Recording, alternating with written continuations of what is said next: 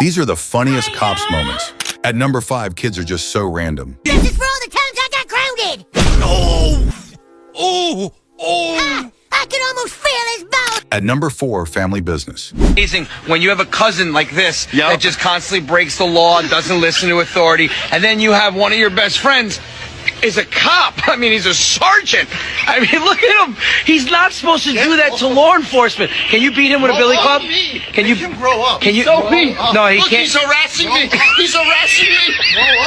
At number 3, maybe he's just said the truth. Rasmus, har du lagt de der 250 kilo kokain ude på lageret? Okay, ja, det er bare i orden. Ja, vi skal bare ikke, politiet skal ikke finde ud af det, ikke vel? Ja, det er i orden, hej. At number 2, he is so wild for this. Hey, excuse me, is there assigned seatings? Because I think you have us in a police section.